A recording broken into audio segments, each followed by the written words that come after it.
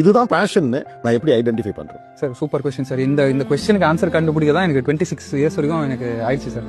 எப்படின்னா நான் நடுவில் கொஞ்ச நாள் கிட்டாரும் கற்றுக்கிட்டு இருந்தேன் சார். கிட்டாரிஸ்ட் ஆகலான்னு. அது எப்படின்னா அந்த வாரணமாயிரம் படத்தை பார்த்துட்டு என்னடா எல்லாரும் பயங்கரமா கிட்டார்னாலே ஒரு மவுஸ், ஸோ அது கற்றுக்க ஆரம்பிச்சிட்டோம் 6 months.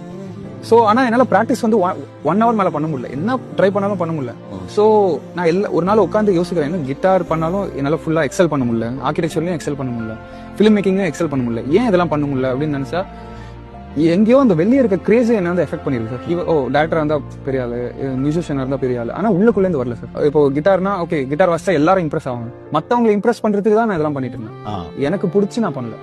ஸோ அப்போதான் எனக்கு தோணுச்சு, எனக்கு என்ன பிடிக்குமோ அது மட்டும் நான் பண்றேன். அப்படிதான் நான் கிரிக்கெட் எடுத்தேன் சார். ஸோ அந்த ரியல் எது பேஷன், எது வந்து இன்ட்ரெஸ்ட்னா உங்களுக்கு பிடிக்கணும் உள்ள.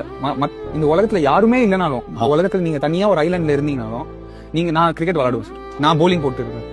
இப்போ ஆனா கிட்டார் எனக்கு கிட்டாரோட ஆஸ்பிரேஷன் நான் விளாடணும், யாரும் கை தட்டணும் அந்த மாதிரி மத்தவங்களோட அப்ரிசியேஷனுக்காக நான் பண்ணல. நான் வந்து ஒரு ஐலாண்ட்ல தனியா இருந்தாலும் நான் போலிங் போட்டுனே இருப்பேன் அந்த மாதிரி. இப்போ கொண்டு இந்த கவர்மெண்ட் கிரவுண்ட்ல விட்டாலும் 3 மணி நேரம் பால் போட்டுட்டே இருப்பாரு.